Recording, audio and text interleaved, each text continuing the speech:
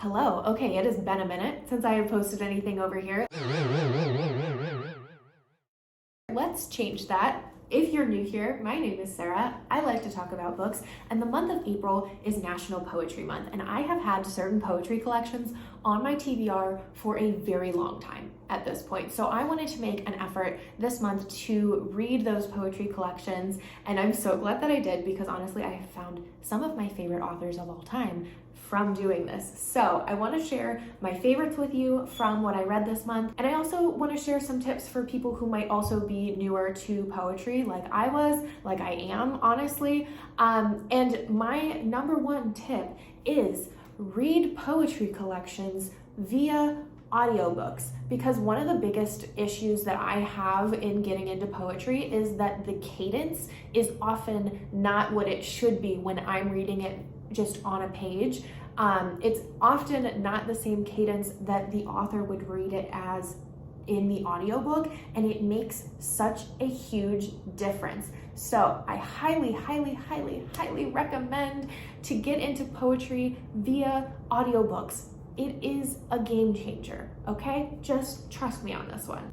Okay, and the first author that I really want to talk about is now a new all-time favorite. I will buy absolutely anything that she decides to write, and I feel so deeply uncool listening to her poetry because she is the coolest, but I will sign myself up for feeling like a loser any day as long as I can be witnessed to the poetry that she decides to release, because I read Poūkahangatus and Rangikura, both by Tayi Tibble, and these were so phenomenal. The way that she intertwines femininity with rage, with her indigenous ancestry she's indigenous to New Zealand, and to colonialism, while also like pulling in references to like Greek mythology, gods and goddesses, and nature is just incredibly powerful, and listening to her speak this poetry in the audiobook is just,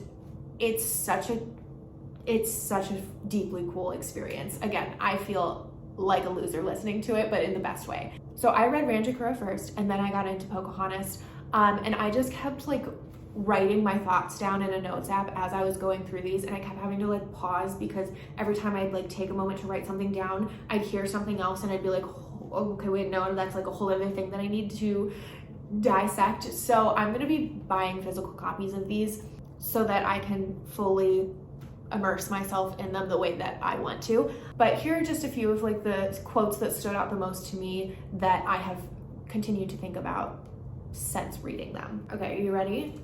What does it say about me that even a suggestion of an apology is sexy? I didn't grow up breaking things, but very often the world wrecked itself around me. To find out when you die, you had been waiting for yourself all along. And this last quote, she's referencing her ancestors. So with the context of knowing that she is an indigenous woman from New Zealand, aren't you infatuated with the nerve they had to imagine me and make it happen? Okay, and then I get into Poūkahangatus, and one of the first things she throws at me is, it must be difficult to not sprout a head of snakes in a society that constantly hisses at you. Listen, I'm gonna buy it every time. Every time she decides to put something out, I will buy it. The books are on their way to my house at this very moment. Thank you. Now, another poetry collection that I read this month was called Life of the Party, and this one really focuses on true crime as a genre and how it sensationalizes violence against women, and it is told in like the broader sense of the true crime genre, while also being a very personal account of this author's own story. One of the quotes that stood out to me the most with this one was, "It is a privilege to have your body looked for," which is deeply true and deeply unsettling. Then I also read Couplets, which is a queer sapphic coming-of-age story, love story, as told through couplets. And this one pulled me in right away because right at the beginning it says, "Nothing's wrong, you're just in love again." And then I decided to buy the book when it said, "You can't be lonely after all if you aren't inside yourself." Click, purchase, add to cart. It's already at my house. I already own this one. I also found this one to be like deeply appropriate to read right before the release of the Tortured Poets Department. There were a lot of things that I can draw parallels to for that one.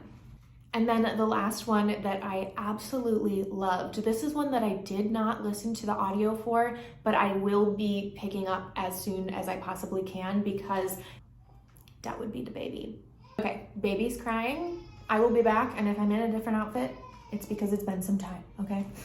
Okay, as you can tell from the lighting change, it has been several hours, but we're back at it. So the very last poetry collection that I wanted to talk to is one that, again, I absolutely loved. It was definitely 5 stars for me, but I actually did like physically read this one instead of doing an audiobook just because that's what was available through my library. So I do want to pick up an audiobook version of this one as soon as possible, but it is The Tradition by Jericho Brown. Now this one was really interesting. It won a Pulitzer Prize in 2019, I think, and this one's really interesting because he essentially like created a new type of poetry within this collection called the duplex, which pulls from like a lot of different older forms of poetry, but then also has these like bluesy undertones, which I didn't know in the first like few versions of it that I read within the poetry collection.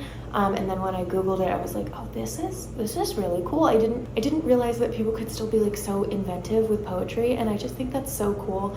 But with this one, it does pull from like nonfiction. Like we have lived experiences, both past and present, specific to Jericho Brown, but also like in the broader sense of just being like a Black man in America and in speaking to Blackness and queerness as it relates to being in America. And honestly, it just has a lot to say about our society as we see it today. Honestly, I had a really hard time picking like which quotes I wanted to use for this poetry collection because I feel like while it was all very cohesive, it covered like a really broad range of topics. But these are the 2 that I'm going to go with, and I might sneak a 3rd one in there just because. So the first one, I am ashamed of America and confounded by God. I thank God for my citizenship in spite of the timer set on my life to write these words. The next quote is, don't have kids because I'd send them to school. Ain't that safe as any plan for parenthood. Mass shooting blues. And one more, just because I really like it. Some of us don't need hell to be good. I love that. So that is everything that I have right now as it relates to poetry collections that I really loved that I read in this last month. But honestly, this is just a genre that I'm really excited to continue to explore because I've found that I just really love when memoirs are told through poetry collections. They just feel so vulnerable and raw and lyrical. I love it. If you have any poetry collections that you really love that you think I should check out, leave them in a comment below because, again, I would really love to explore this genre even more. While you're down there, you might as well like and subscribe. And if you are still here with me watching this video, thank you so much for being here today. I hope you have a beautiful, beautiful day. Mwah.